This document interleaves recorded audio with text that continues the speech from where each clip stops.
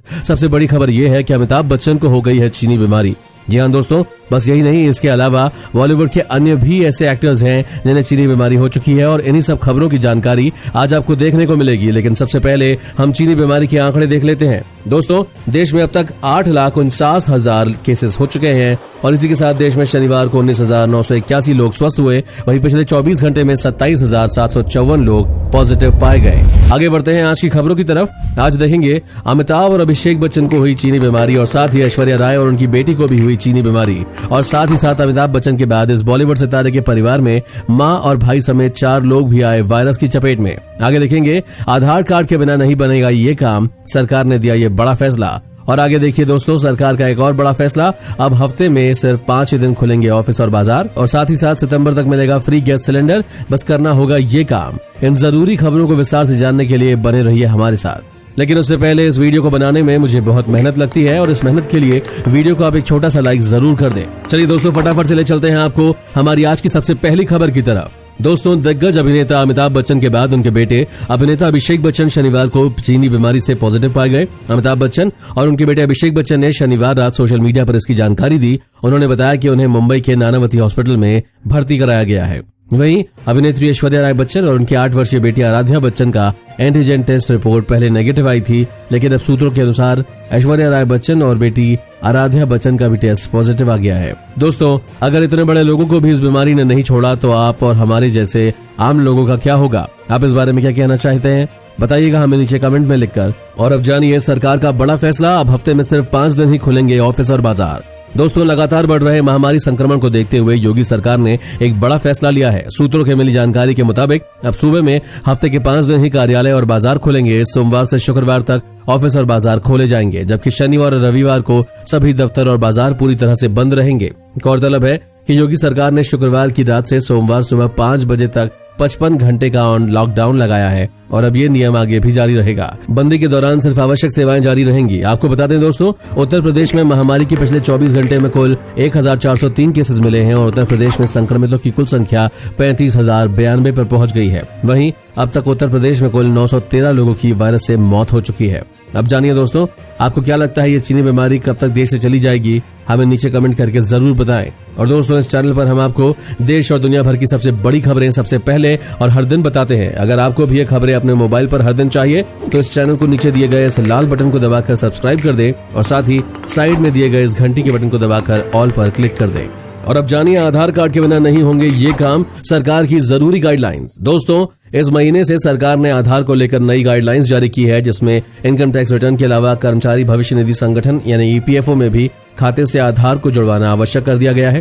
Pension लेने वालों को भी आधार नंबर की जानकारी देनी होगी। ईपीएफओ के मुताबिक आधार लिंक होने से खाते से पैसे निकालने और सेटलमेंट में वक्त कम लगेगा। अभी तक इसमें 20 दिन का समय लगता था। आधार लिंक करने के बाद 10 दिन के अंदर सेटलमेंट हो जाएगा। पैन आधार लिंक करने की तारीख को भी 31 मार्च 2021 तक कर दिया गया है। यदि पैन और आधार समय से पहले लिंक नहीं किया तो पैन कार्ड काम नहीं कर पाएगा। इसके अलावा जो लोग इनकम टैक्स रिटर्न दाखिल कर रहे हैं उनके लिए पैन कार्ड को आधार से जोड़ना काफी जरूरी है।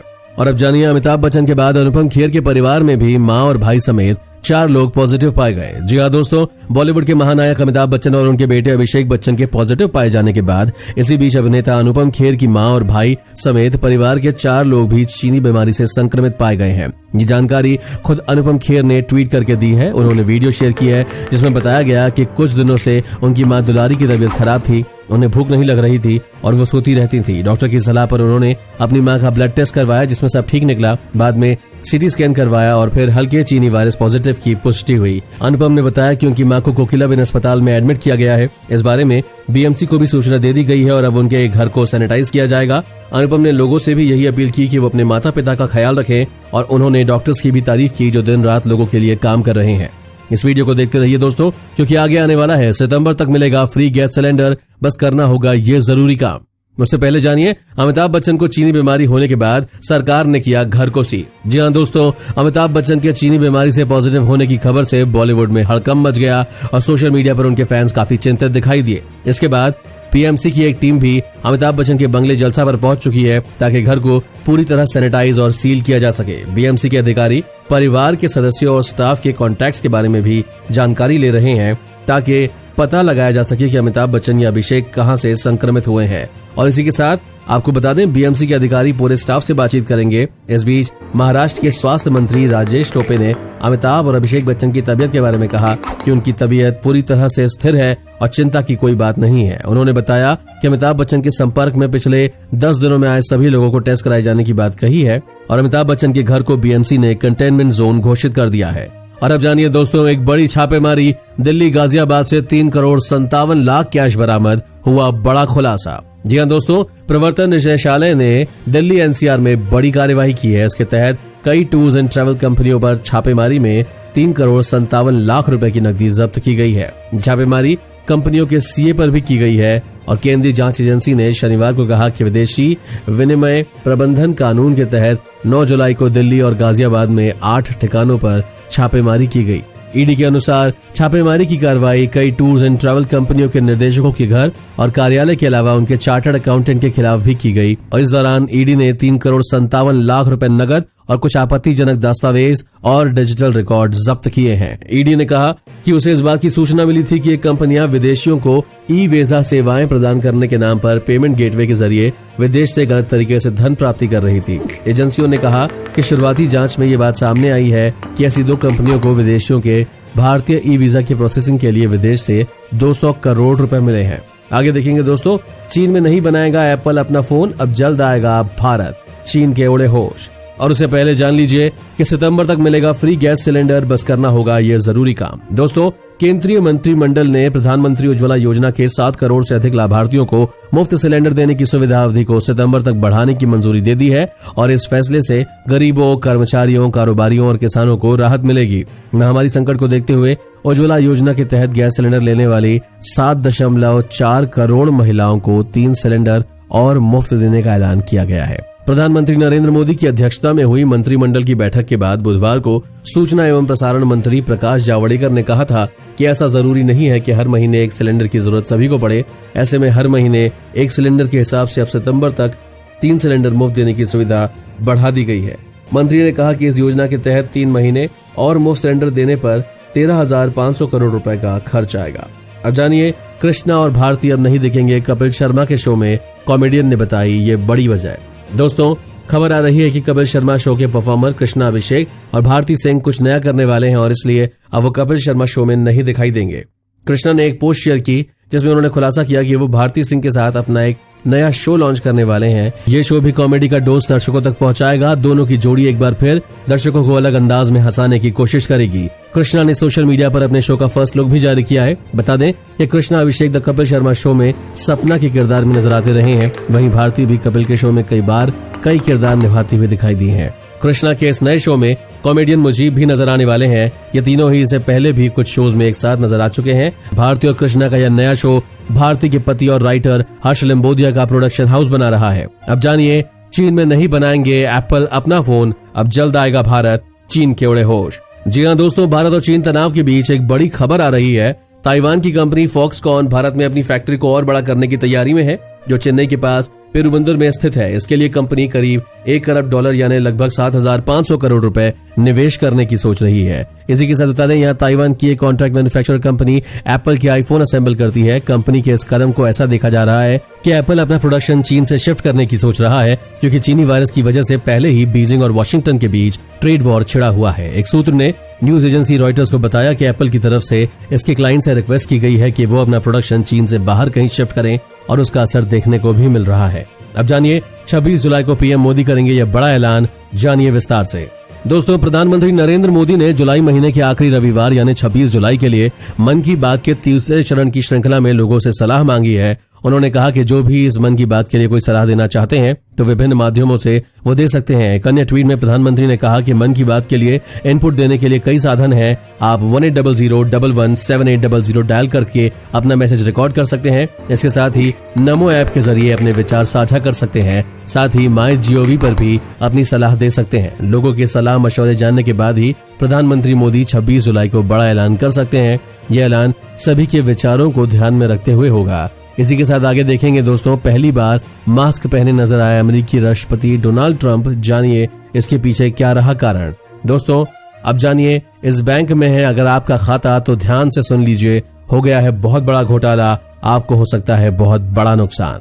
दोस्तों, पंजाब नेशनल बैंक एक बार फिर बड़े लोन घोटाले का सामना कर रहा है। बैंक की ओर से दीवान हाउसिंग फाइनेंस लिमिटेड को दिए गए 3688.58 करोड़ रुपए के लोन को फ्रॉड घोषित कर दिया गया है। इससे पहले पीएनबी को नीरव मोदी और मेहुल चौकसी बैंक से लगभग 14,000 करोड़ रुपए से ज्यादा का चूना लगा चुके हैं। बैंक ने गुरुवार को जानकारी दी और बताया कि उसने दीवान हाउसिंग फाइनेंस लिमिटेड के एनपीए खाते में 3688.58 करोड़ रुपए की धोखाधड़ी के बारे में जानकारी आरबीआई को दी है। पंजाब नेशनल बैंक को अपने घोटालों के चक्कर के बारे में ध्यान रखने की बहुत जरूरत है। पंजाब नेशनल बैंक के साथ करीबन हर साल ही एक नई धोखाधड़ी का केस हो जाता है। आगे भी अगर ऐसा चलता रहा तो ऐसे में पंजाब नेशनल बैंक में अकाउंट रखने वालों को बहुत जल्द ही परेशानियों का सामना करना पड़ सकता है। और अब जानिए सामने आई एप्पल आईफोन 12 के बेस मॉडल की कीमत, जाने डिटेल्स। दोस्तों, एप्पल बहुत जल्दी अपनी नई स्मार्टफोन सीरीज आईफोन 12 लॉन्च करने जा रही है और रिपोर्ट्स की माने तो स्मार्टफोन के साथ ईयरपॉड्स और चार्जर तो नहीं मिलेगा।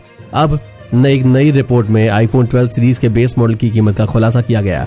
इसमें कहा गया है कि इसके एंट्री लेवल मॉडल की कीमत पुरानी जनरेशन से $50 ज्यादा होगी। यह रिपोर्ट मैक रूमर्स के एनालिस्ट जेफ पू ने जारी की है। उन्होंने बताया कि आईफोन 12 के बेस मॉडल की कीमत $749 यानी करीबन 54,800 रुपए हो सकती है। और बता दें कि बेस मॉडल में कंपनी 5.4 इंच का OLED display, A14 chipset, 5G connectivity और डुअल कैमरा सेटअप जैसे फीचर्स दे रही है। अब जानिए पहली बार मास्क पहने नजर आए अमेरिकी राष्ट्रपति डोनाल्ड ट्रंप, जानिए इसके पीछे का क्या रहा कारण। दोस्तों, महामारी काल में पिछले कई महीनों में पहली बार अमेरिका के राष्ट्रपति डोनाल्ड ट्रंप फेस मास्क लगाए हुए नजर आए। लॉकडाउन में अमेरिकी राष्ट्रपति डोनाल्ड ट्रंप ने अभी तक मास्क नहीं पहना था। डोनाल्ड ट्रंप ने कुछ महीनों पहले सार्वजनिक रूप से फेस मास्क पहनने से इनकार कर दिया था और 11 जुलाई को राष्ट्रपति ट्रंप पहली बार किसी सार्वजनिक स्थल पर मुख पर मास्क लगाए हुए नजर आए। राष्ट्रपति ट्रंप मास्क लगाकर एक अस्पताल का दौरा करने के लिए निकले थे। डोनाल्ड ट्रंप ने जब पत्रकारों से मास्क पहनने के बारे में पूछा तो उन्होंने कहा, मुझे लगता है कि जब आप किसी अस्पताल में होते हैं, खास करके उस वक्त जब आप बहुत सारे सैनिकों से बात कर रहे होते हैं, तो मुझे लगता है कि मास्क पहनना बहुत अच्छी बात है।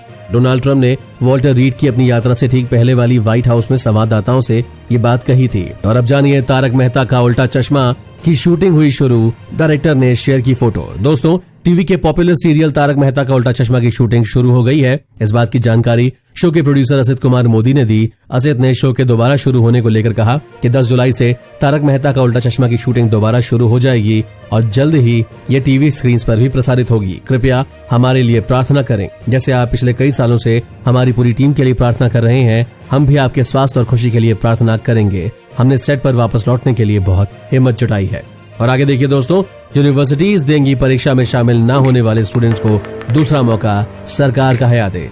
दोस्तों, मानव संसाधन विकास मंत्री रमेश पोखरियाल निशंक ने दिल्ली यूनिवर्सिटी को निर्देश दिया कि जो स्टूडेंट्स परीक्षा में शामिल होने में असमर्थ हैं, उन्हें बाद में परीक्षा में शामिल होने का मौका दिया जाए। दरअसल कॉलेज यूनिवर्सिटी की परीक्षाओं को लेकर स्टूडेंट्स और टीचर्स की तरफ से हो रहे भारी विरोध के बाद केंद्रीय शिक्षा मंत्री ने ट्वीट करके ये जानकारी दी। पोखरियाल ने कहा कि यूनिवर्सिटीज स्टूडेंट्स की सुविधा के आधार पर इन परीक्षाओं को कभी भी आयोजन कर सकती है। इससे पहले यूजीसी ने देश भर में ग्रेजुएट और पोस्ट ग्रेजुएट फाइनल ईयर की परीक्षाओं को लेकर गाइडलाइन जारी की थी। अपने संशोधित दिशा निर्देशों में आयोग ने कहा था कि अंतिम वर्ष के छात्रों के लिए परीक्षाएं सितंबर में आयोजित होंगी। सेंट्रल गवर्नमेंट दिल्ली यूनिवर्सिटी को छोड़कर दिल्ली की बाकी अन्य स्टेट गवर्नमेंट यूनिवर्सिटी की परीक्षा रद्द कर दी गई है। और अब जानिए, राशन कार्ड बनवाने के लिए ये कागज होना जरूरी, वरना नहीं बनेगा कार्ड। दोस्तों, राशन कार्ड बनवाने के लिए आवेदन पत्र देते समय अब परिवार के सभी सदस्यों का आय प्रमाण पत्र देना भी आवश्यक होगा, वरना आपका राशन कार्ड कैंसिल भी हो सकता है। जिला पूर्ति अधिकारी राजेश कुमार सिंह ने बताया कि राष्ट्रीय खाद्य सुरक्षा अधिनियम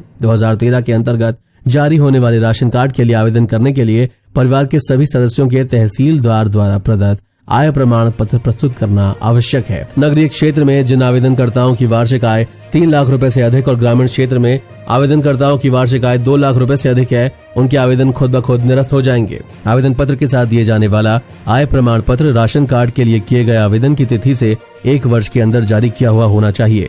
आवेदन पत्र भरते समय आय प्रमाण पत्र का क्रमांक और प्रमाण पत्र जारी होने की तिथि लिखा जाना आवश्यक होगा। दोस्तों, आज की खबरों में बस इतना ही।